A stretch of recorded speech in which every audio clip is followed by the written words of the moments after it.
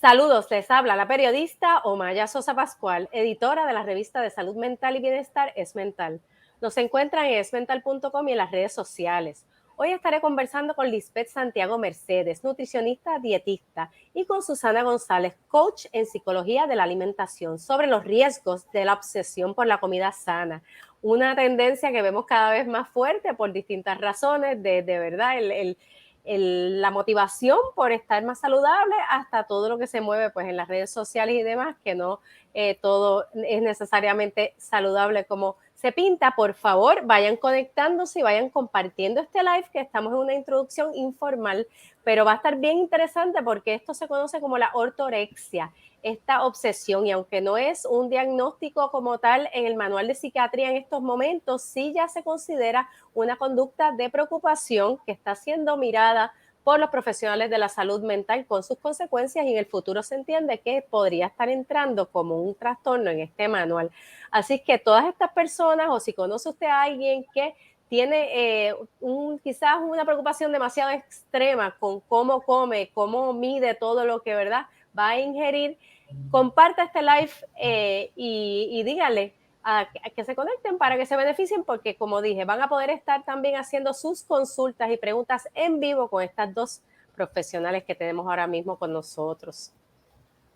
Veo que algunas y algunos están conectando ya. Sin más, vamos a comenzar. Saludos, les habla la periodista Omaya Sosa Pascual, editora de la revista de Salud Mental y Bienestar Es Mental.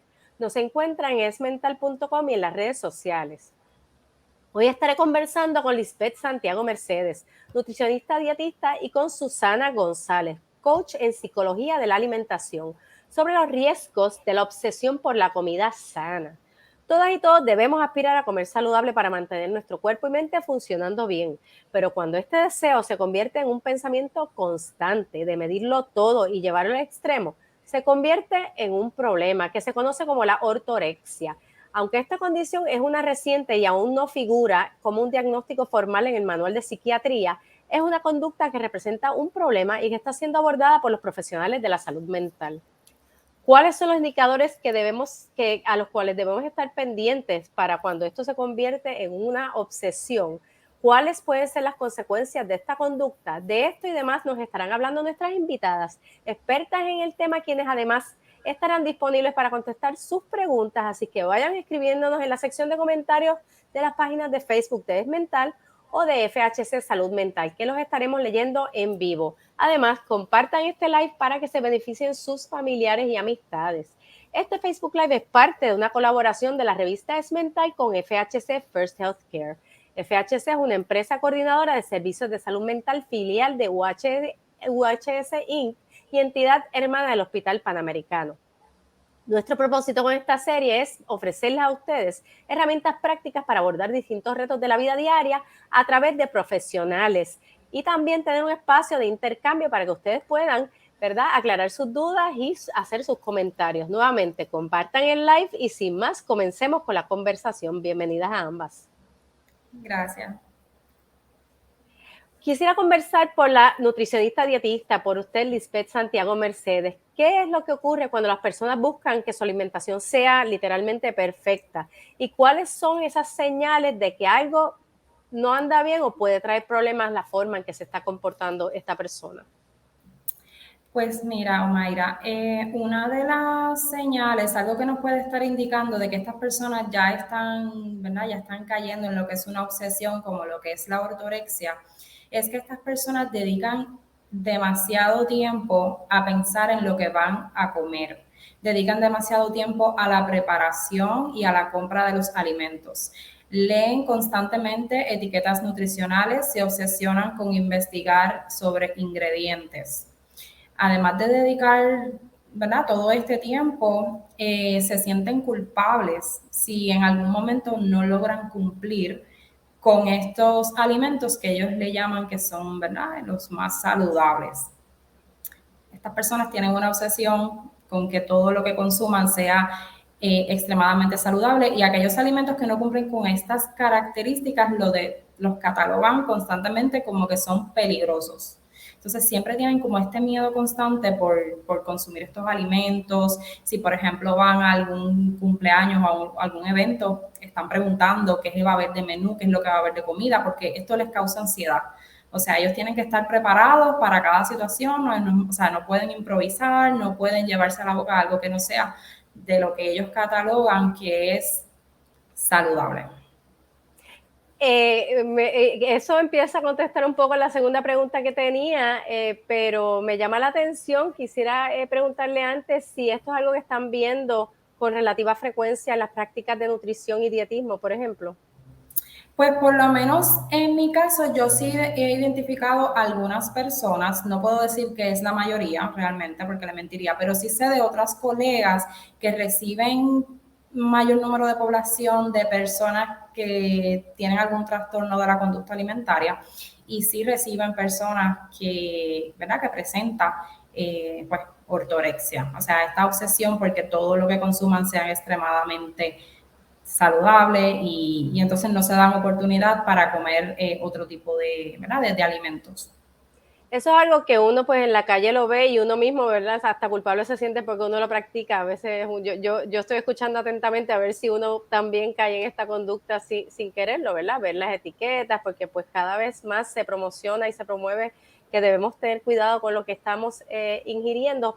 ¿Cómo realmente darse cuenta que esto se convierte en un problema? ¿Cuándo es que se convierte en un problema? Usted habló de que invierten demasiado tiempo, por ejemplo, en este tipo de gestión, supongo que a diario. ¿Cuánto es mucho tiempo? ¿Y cuáles pueden ser las conductas entonces de cuando este tipo de comportamiento se convierten en enfermizos? Sí, ya se convierte en enfermizo cuando ya viene afectando lo que es la parte emocional, la parte social. Sabemos, somos seres sociales, entonces no se trata solamente de que tengamos un estado de salud físico, ¿verdad? De que no tengamos salud física, sino también emocional. Entonces, cuando ya esta persona cancela planes, tiene discusiones, confronta personas por lo que es su alimentación, entonces ya aquí detectamos que hay un problema. Entonces, realmente alguna de las consecuencias que esto puede tener, ¿verdad? Puede traer consecuencias a lo que es nivel emocional, porque entonces aumenta lo que es el estrés. En cuanto a, por ejemplo, trastornos de la conducta alimentaria, como usted bien mencionó al principio, aún no se cataloga, ¿verdad?, como un trastorno como tal, pero entonces sí puede desarrollar algún trastorno de la conducta alimentaria la persona. Entonces puede posteriormente, suena un poquito como tal vez suena como que me estoy contradiciendo, pero una persona que tenga ortorexia, entonces también después puede desarrollar lo que son atracones, puede desarrollar bulimia, entonces pueden ir de la mano. Esa era una pregunta que tenía y que alguien me hizo cuando le comenté informalmente sobre el tema. Pero esto es que dejan de comer o realmente tienen esta obsesión, es más la obsesión que la realidad de lo saludable que comen. Pueden incurrir también en conductas que son pues contradictorias. Estoy todo el tiempo midiendo, pero de repente me cohíbo tanto, por ejemplo, que me vuelvo loca un día y me como todo lo que me encuentro. Eso es Exacto. posible. Después sienten culpa, claro, sí. Y después entonces sienten culpa. Sienten culpa por ello. Claro Usted que sí. habló también de ansiedad. Esa es otra condición que va de la mano de esta obsesión por alimentarse sano y pues como se le conoce, ortorexia. Sí, estas personas tienden a tener mucha ansiedad porque todo esto, como es una persona, ¿verdad?, que le dedica tanto tiempo a pensar en la planificación, en la preparación de lo que es los alimentos, esa ansiedad está constantemente. Entonces, esa es una, ¿verdad?, de otras pues, consecuencias que puede tener, que de hecho no todas son emocionales, también pueden haber consecuencias físicas. En eso estaba pensando y a las personas que nos están viendo los invito a que vayan a esmental.com. Tenemos múltiples artículos de cómo la ansiedad pues provoca y el estrés provocan condiciones físicas y consecuencias físicas a veces, ¿verdad? Bastante serias. Por último, antes de pasar con Susana González, quisiera que nos hablara un poquito de cuál es la clave entonces de buscar esa buena alimentación sin caer en esa conducta peligrosa o dañina de la obsesión. Ok, pues realmente una de las consecuencias que puede traer la ortorexia es que estas personas pueden hacer restricciones de grupos de alimentos por completo. Estas personas se obsesionan con que un alimento tal vez no puede ser genéticamente modificado, o que no tenga algún colorante, o entonces tal vez no puede tener nada de azúcar. Entonces, partiendo de eso, si una persona restringe, elimina por completo grupos de alimentos, entonces ahí pueden venir deficiencias nutricionales, puede caer en una osteoporosis, una anemia, malnutrición. Si, por ejemplo, elimina por completo las proteínas, entonces puede tener debilidad muscular, daño neurológico, puede entonces bajar de peso, ¿verdad? Extremadamente. Si no consume frutas vegetales porque no consigue, o sea, leyendo información lee que todo tiene algún fertilizante, algún, ¿verdad? Tiene algo añadido que ellos no consideran que es saludable, entonces pueden causarle, al no consumir frutas y vegetales, puede entonces, por ejemplo, causarle estreñimiento porque está disminuyendo el consumo de fibra. Por ejemplo, si queda muy bajito de alguna vitamina como la vitamina D, entonces ahí es una cadena. Si tenemos deficiencia de vitamina D, entonces podemos ¿verdad? Perjudicar lo que son los huesos y eso puede causar osteoporosis. O sea, hay un sinnúmero de condiciones que pueden, ¿verdad?, llevar, que la ortorexia puede llevar a ellas.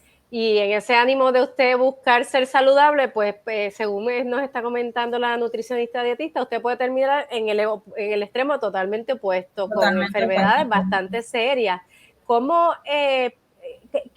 cuál es esa clave para entonces alimentarse bien, saludablemente, pero de una forma, pues, ¿verdad?, razonable? Buscar esos grupos de alimentos y combinarlos, evitar quizás ciertos alimentos que sí son conocidamente dañinos.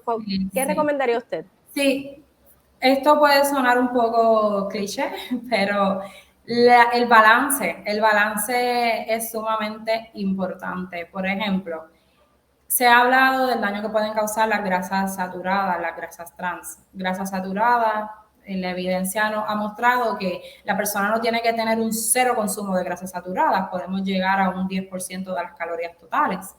Entonces, no es que yo no las pueda consumir, es que tengo que tener ciertas estrategias, como por ejemplo, elegir cortes de carnes que sean magros, principalmente las grasas saturadas están en las carnes, en los productos de origen animal. Entonces, voy a elegir una leche que sea baja en grasa, una carne que sea baja en grasa, para entonces, ok, voy a consumir grasa saturada, pero no excederme de ese 10%. Si, por ejemplo, voy a comprar algún alimento que no tenga una harina integral, tiene harina blanca, sabemos que es más beneficioso consumir harina integral, pero en caso de que vaya a tener alguna harina blanca, pues no la voy a consumir todos los días. La semana tiene 7 días, entonces yo lo puedo consumir 2 días, el resto de los días, entonces me voy por algo que sea integral. Muchas veces, y es algo que suelo utilizar bastante esta estrategia, un 20% de mi alimentación tal vez no va a ser, ¿verdad?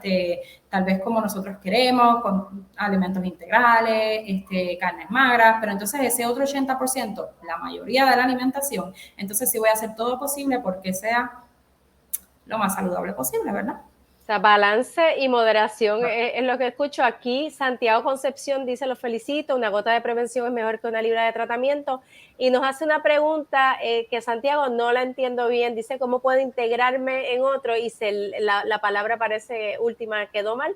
Si quiere hacer esa pregunta nuevamente, con gusto la leemos en vivo. Les recuerdo a todos y a todos que estamos hablando con Lisbeth Santiago Mercedes, nutricionista y dietista, y con Susana González, coach en psicología de la alimentación, sobre los riesgos de la obsesión por la comida sana. Esta es una iniciativa traída a ustedes por FHC First Healthcare, el Hospital Panamericano y la revista de bienestar Es Mental. Nos encuentran en esmental.com y en las redes sociales, y tenemos un reportaje completo de este tema en nuestra página web, así que búsquenlo allí para que tengan entonces más consejos y más detalles de estas profesionales y otros profesionales en la materia. Pasamos entonces con Susana González, coach en psicología de la alimentación. Susana, lo primero que me pregunté yo cuando la conseguimos como recurso es: ¿qué es esto de coach en psicología de la alimentación? ¿Y qué está usted viendo entonces en su práctica en relación a la ortorexia o esta conducta obsesiva por los alimentos sanos? Saludos a todos, a la audiencia, y agradezco la invitación primeramente. Pues principalmente yo trabajo, con mis servicios son de coaching, y se trabaja la relación de la alimentación mente-cuerpo, y se trabajan con las metas alimentarias, pero también con las metas de vida de la persona, ¿ok? Y pues se trabaja esa relación alimentación mente-cuerpo, donde no solamente es qué como, sino cómo como, y cómo me relaciono con la comida incide en mi salud tanto alimentaria como de vida, ¿ok? Y entonces me estabas preguntando de la Le ortorexia. estaba preguntando de que entonces en esta práctica suya que combina, ¿verdad? Hacer un acercamiento integral a lo que es pues la nutrición y las metas de la persona y el aspecto emocional. ¿Cómo ve usted, cómo está viendo esto de la ortorexia o esta conducta obsesiva por los alimentos en su práctica? ¿Le llegan frecuentemente? ¿Cómo se Pues, comportan las personas que le están llegando? ¿Y cómo usted pues trabaja estos casos? sí, realmente he visto un aumento de estos casos con la pandemia, en especial por comer un solo tipo de comida, de un alimento sano o un conjunto de alimentos sanos. Principalmente en mujeres, pero es importante señalar que la mayoría de mis clientes son mujeres, ¿ok? Empiezan a restringir lo que comen, restringiendo lo que entienden que no es sano. Por ejemplo, carbohidratos, incluyendo carbohidratos de buena calidad, también restringiendo, por ejemplo, las grasas, incluyendo las grasas saludables y hasta proteínas, como me comentó Lisbeth. Experimentan y sienten o piensan que la única forma de comer sano es restringiendo cierto tipo de comida. Y algunas terminan evitando comer socialmente o en restaurantes, ya que no saben con lo que se van a encontrar y o por lo que entienden que van a ser las consecuencias, por ejemplo, subir de peso, no tengo fuerza de voluntad, el descontrol con la comida o no puedo controlar con, ¿verdad?, lo que como. Lo que pudiera hacer comer en familia o socialmente para conectar con otros y disfrutar con otros, termina siendo un martirio muchas veces o una causa fuerte de estrés si deciden comer afuera, terminando entonces muchas veces en sentimientos de culpabilidad. Algunas de las consecuencias, ya algunas las comentó Lisbeth, deficiencias nutricionales, aislamiento social, estrés severo, culpabilidad, vergüenza y también miedo paralizante. También he tenido clientas que además de tener una obsesión por comer saludable, tienden también a tener una obsesión por ejercitarse, hacer ejercicio y por pesarse en la báscula diariamente. Esa es mi experiencia. Y, Igualmente, ajá. perdóname, igualmente también pues que muchas también terminan tanta restricción en atracones, como comentaron inicialmente. Quiero ir con cómo usted trabaja estos casos, ¿verdad? Que nos dé una idea de quizás algunos casos, cómo los maneja. Supongo que cada caso es individual, pero antes nos dice Santiago que es que en algún momento quiere ser parte de este foro, pues con mucho gusto nos comunicamos con usted también para saber qué nos puede aportar, pero quisiera que alguna de las dos, supongo que esto sería ya para luego usted, Lisbeth, hable del aceite vegetal. Pero vamos primero entonces con, se recuerda de eso conmigo para los pensamientos finales, Lisbeth. Cuéntenos un poco cómo trabaja usted, Susana, como coach, estos casos. Pues mi enfoque no es clínico, trabajo con que el cliente se acepte a sí mismo y que trabaje con cambios que esa persona quiera manejar para sentirse mejor, ¿ok? Sí se trabaja el área de la alimentación, pero también en cómo me relaciono con la comida y con mi vida inciden en esa salud alimentaria y salud en general. Y se trabajan con unas estrategias para el manejo de esa relación con la comida. Las clientas que ya sí tienen un diagnóstico clínico, mi enfoque principal es que se mantengan en tratamiento con su psiquiatra o psicólogo y pues se trabaja de manera complementaria. ¿Con qué cambios exactamente es trabajo? Pues con estilos de vida, con conducta, con pensamiento, con la reducción del estrés, con flexibilización, comida y con su vida también. Trabajar con miedos, imagen corporal, reconectar socialmente, llevando a una vida saludable en general, ¿ok? Y pues el enfoque en general es mejorar su relación con la comida. Hay un elemento la estoy escuchando y se me ocurrió esto, si juega un rol o no, de lo que es la presión social y los círculos sociales de las personas en esto.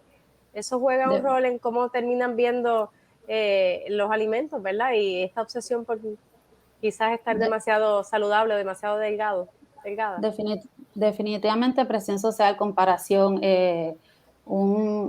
fuertemente los medios en cuanto a qué debe ser la comida saludable también. Quería Eso, añadir que las redes adelante. sociales, Ujú. las redes sociales, uno entra, no sé, se me viene a la mente principalmente Instagram, donde uno ve tantas fotos y a veces nos enfocamos tanto en hacer detox de los alimentos y a veces yo digo, hay que hacer también un poco de detox con lo que uno consume en cuanto a contenido, porque la realidad es que hay muchas personas allá afuera dando recomendaciones sin tener los credenciales, que solo te venden dietas sin conocerte, sin saber si tú puedes mantenerla. Entonces, el estar constantemente consumiendo contenido que tenga que ver sobre alimentación, sobre dietas perfectas, sobre alimentos perfectos y no comas esto porque es malo, donde demonizan muchos alimentos, grupos de alimentos por completo, porque hay fobias relacionadas con ciertos grupos de alimentos. Por ejemplo, el de los carbohidratos. Entonces, ¿eso es real? Aprovecho y le pregunto, ¿verdad? ¿Esta demonización de este gran peligro de los carbohidratos es real o realmente sí, es algo que necesitamos en el cuerpo? Sí, hay, o sea, se le llama carbofobia, es la fobia a los carbohidratos. Entonces, cuando uno constantemente está consumiendo, ¿verdad?, este tipo de contenido donde te hablan que los carbohidratos son malos o X o Y u otros alimentos, van a haber otros canales donde te van a hablar que las carnes son malas y otros donde te van a hablar de, o sea, esto afecta mucho. Pero a eso me refería, ¿son malos realmente? ¿Hay alimentos malos, verdaderamente peligrosos? Mi enfoque no es que hay alimentos malos o alimentos buenos. Hay alimentos que tienen más nutrientes que otros y por lo tanto debemos de priorizar el consumo de ellos. Entonces, esos otros alimentos que no tienen tantos nutrientes, que no te aportan muchos nutrientes positivos para tu salud y que por el contrario, entonces te aportan grasas saturadas, grasas trans, te aportan azúcares refinadas, que obviamente eso puede desencadenar un consumo excesivo, desencadena en condiciones crónicas, que son las principales causas de muerte. Entonces, esos alimentos son los que debemos de bajar el consumo. Delimitar, pero porque lo consuma una vez, pues usted tampoco va a desarrollar una enfermedad crónica, ¿no? Definitivamente. Y hay muchas personas que creen que sí. O ese es el mensaje que llevan, ese es el mensaje que llevan. Susana, me gustaría que para ir cerrando, que nos hablara desde el punto de vista ya, ¿verdad?, psicológico, de la actitud, como usted trabaja como coach, ¿cómo se puede lograr esta buena alimentación sin obsesionarse entonces de una forma, ¿verdad?, perjudicial? Desde mi perspectiva, olvidarse de las dietas, evitar las restricciones, nutrirse con comida, pero también espiritualmente, ¿ok? Y incorporar poco a poco otros alimentos, escuchar lo que necesita tu cuerpo, eso es importante, a veces nos olvidamos de escucharlo, ser compasivo contigo, contigo, honrar y ser gentil con tu cuerpo, sentir tus emociones, así como las sientes, dejarlas entrar e irse, reducir el estrés en tu vida, dedicar tiempo para tu autocuidado más allá de comer, mover tu cuerpo y conectar socialmente. Lisbeth, igualmente unos pensamientos finales. Me gustaría que nos dijera si realmente uno puede alimentarse bien, ¿verdad? Pero comer de todo y estar saludable, quizás estar pues en el peso, vamos a decir, ideal o como uno quiere estar, pero sin caer en esta obsesión. ¿Se puede ser saludable sin caer en la obsesión y comer de todo un poco? Claro, sí se puede, definitivamente que sí se puede. Como había mencionado anteriormente, el balance es fundamental. También está el hecho de las cantidades en las que yo consumo el alimento. Entonces, si la persona entiende también, ¿verdad?, que no puede, es algo que no puede sobrellevar solo, claro está, pues entonces buscar ayuda profesional, pues siempre es bueno. Pero sí, definitivamente que se puede, controlando cantidades, dándole prioridad a estos alimentos. Muchas veces nos enfocamos en lo que no debemos comer, pero no pensamos en lo que tienen que comer, en lo que sí podemos comer. Ahora mismo, por ejemplo, yo atiendo a una persona y muchas veces se sorprende porque les digo, mira, todas estas cosas que tienes ahora mismo no las tienes que botar. Hay personas que a veces creen que tienen que hacer un cambio de todo lo que consumen, que todo lo tienen que cambiar, que la carne que les gustaba ya no la puede comer, y no es así, no es así. Como le digo, hay como mucha desinformación realmente de lo que es, ¿verdad?, una alimentación saludable que te Me beneficia. encanta eso último que comentó y lo vi recientemente en una información sobre la diabetes, que la verdad es que se enfoca todo mucho en qué no podemos comer. y rara vez vemos información sobre qué sí debemos o podemos comer. Y pues son tanto para las personas que no tienen condiciones como para las personas que tienen diabetes. Y vi esa información y dije, caramba, nunca, de que todas estas cosas que tienen pues dulce, vamos a decir, un sabor dulce, que sí pueden comer los diabéticos y son beneficiosas, pues quizás es una gran forma de cerrar, ¿verdad? Podemos empezar a pensar en qué cosas podemos comer en vez de estar pensando en todo lo que no podemos comer. No sé qué piensan. ¿Algún comentario final de cada una para la audiencia que nos está escuchando? Quería añadir, aparte de eso, la importancia del disfrute con la comida y con la vida, que muchas veces también nos olvidamos de eso. Perfecto. Lisbeth, ¿algún comentario final? Bueno, siempre estamos, ¿verdad? Siempre estoy promoviendo, yo promuevo, claro, la alimentación saludable, pero la definición de salud, tal como lo dice, ¿verdad? La Organización Mundial de la Salud, es que no es un conjunto de salud emocional, física y mental. Entonces, la alimentación saludable, lo que es, ¿verdad? La comida, el hecho de que tú quieras verte de cierta forma, tener cierto peso, nunca puede ir por encima. Si lo que estás comiendo te está afectando emocionalmente, ese no es el camino para llegar a la meta. Excelente, verdaderamente les agradezco a nuestras invitadas de hoy por su tiempo y su colaboración, Lisbeth Santiago Mercedes, nutricionista y dietista, y Susana González, coach en psicología de la alimentación. Creo que había una pregunta. Bueno, es una pregunta, pero abre un debate completo. Creo que nos quedan unos minutitos. Vamos a cogerla a ver si ustedes qué piensan. Nos pregunta Santiago, ¿en qué consistía la dieta del hombre primitivo? No, había otra, discúlpeme, vamos para atrás. El aceite vegetal, yo sé que, ¿verdad? No nos desvía el cierre, me encantó cómo cerró usted ahorita, pero sí nos quedan 2 minutos y no quiero dejar de atenderla. Alguien quería saber sobre el aceite vegetal y luego nos preguntan de la dieta del hombre primitivo, quizás con esa última podemos cerrar si las atendemos rapidito. Lisbeth. Bueno, para contestar de manera, ¿verdad?, rápida, que qué opino, pues realmente hay 2 aceites vegetales que son los más que recomiendo porque son los más seguros al momento de cocinar y por la evidencia que tienen, ¿verdad?, de beneficios, aportan antioxidantes, y es el aceite de aguacate para cocinar y el de oliva. Son esos 2. El de oliva principalmente para cositas frías, ensaladas, aderezar, esos 2. Esos son los 2 más saludables, no el aceite vegetal. O sea que aún si vamos a freír comida, sería ideal freírla en este tipo de aceite. Bueno, se puede utilizar el aceite vegetal si vamos a cocinar a más altas temperaturas. Claro, freír, claro, no debe ser algo que hagamos todos los días, pero sí, entre esos 2, pues el de aguacate. Perfecto. Entonces, por último, ahora sí con esto cerramos. ¿En qué consiste la dieta del hombre primitivo? Preguntan. Esa es la dieta paleo. La dieta paleo es una dieta donde las personas se enfocan en alimentos que era lo que tenía disponible en aquel momento el hombre primitivo. Obviamente, nuestros antepasados no tenían disponible toda la variedad de cereales, barritas, panes que tenemos hoy en día. Entonces, personas que llevan este tipo de alimentación, ¿verdad?, se encargan de comer entonces frutas, vegetales, también carnes, porque, ¿verdad?, obviamente había estado la caza. Entonces, este tipo de alimentos que son, podemos llamar, más naturales, menos procesados. Algo bueno que tiene esa dieta es eso, que tienen menos alimentos ultraprocesados.